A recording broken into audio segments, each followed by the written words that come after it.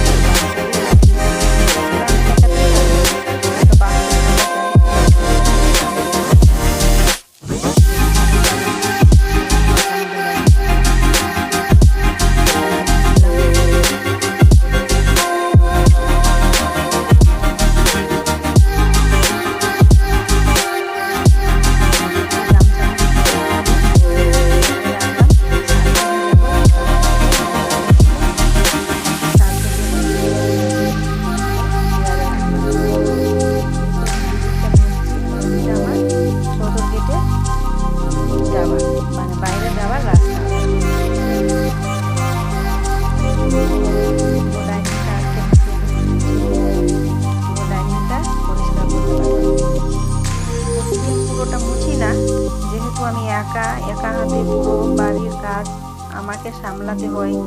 তারপরে পূজা দেওয়া, রান্না করা, আবার বিকেলে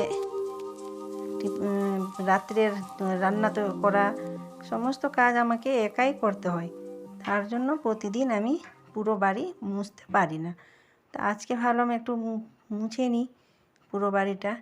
তার জন্য আমি পুরো বাড়িটা মুছতে লাগলাম। আর আমার ব্লগ যদি আপনাদের ভালো লাগে তো একটা লাইক দিবেন, আমাকে সাহস দিন যে আমি আরও ভালো করে ভিডিওটা করতে পারি। আর আমি তোমাদের মতন কারো মতন কথাগুলো গুছিয়ে বলতে পারি না। আমি তার জন্য একটু আমার অসুবিধে হয়। তারপরে এই দিকটা আমার কলপার, ওই যেটা দেখছো গর্তর মতো, ওইটা আমার বর করেছিল সুইমিং পুল। বলছিল বাড়ির ভিতরে সুইমিং পুল করব। আমি ভাবলাম ফুলের গাছগুলো আছে, ফুল পাতা সব পড়ছে, তার জন্য পুরো ঝাড় দিয়ে দিলাম। তারপরে চলে আসলাম এই রান্নাঘরে। এই আমার ছোট রান্নাঘর উনানের। আচ্ছা, ভাবলাম যে উনানটা একটু নিকিয়ে নিই। শেওলা পড়ে গেছিলো বৃষ্টির জল পড়ে, তার জন্য ভাবছি গোবর মাটি দিয়ে উনানটা পুরো বারান্দাটা নিকালাম। ভাবছি যে উনানেই রান্না করব। লকড়ি আছে আমার, খড়িগুলো আছে, তার জন্য ভাবছি উনানেই রান্না করব। আর উনানে রান্না করলে ওই গাছগুলো যা আছে সামনে, ওই গাছ থেকে বাতাস আসে, মানে হাওয়া লাগে গায়ে, রান্না করতে ভালোই লাগে। এই আমার রান্নাঘর পরিষ্কার। আজকের আমার রান্নাঘরের পরিষ্কার টিপস। গোবর মাটি দিয়ে রান্নাঘরটা পরিষ্কার করছি। তারপরে চলে আসবো স্নান করতে। স্নান করে উঠে চলে গেলাম ছাদে জামা কাপড় মেলতে। জামা কাপড়গুলো সার্ফে দিয়েছিলাম, তো ছাদে উঠে ছাদে জামা কাপড়গুলো মেলে দিলাম। আর ওই যে আচার আম নিয়ে এসেছিলো আমার বর, তো কিছুটা একটা কাকিমাকে বললাম, কিছুটা আম কেটে দিল। ওই কিছু আমটাকে আমি আচার দিয়েছি, গামলাতে করে লবণ হলুদ দিয়ে ছাদে দিয়েছি। আমি তো এইভাবে আচার করি, তোমরা সবাই কেমন করো আমাকে একটু জানাবে কমেন্টে। এই আজকের দিনের আমার ভিডিও। আজকের সকাল আমার এই যে কাকিমা আম কাটছে আচার দেব বলে। আমি তো এইভাবে লবণ হলুদ মাখিয়ে রোদ্রে দিই, তারপরে মশলা দেব। তারপরে চলে আসলাম আমি রান্নাঘরে। যে ভাত বসিয়ে দিয়েছি, ওইদিকে দুধ গরম করছি। আর আজকে আমার বর নিয়ে এসেছে মাছ। আজকে সোমবার, তার জন্য মাছ নিয়ে এসেছে। আবার মঙ্গলবারে খায় না, নিরামিষ, তো সোমবারে আজকে মাছ করছি। রান্না করে তারপরে দুপুরবেলায় খেয়ে দিয়ে রেস্ট নিব। এই মাছগুলো তুলে নিলাম, তুলে তারপর মশলা আগেই রেডি করে রেখেছি। আলু ভেজে মশলা দিয়ে ভেজে ঝোল করব।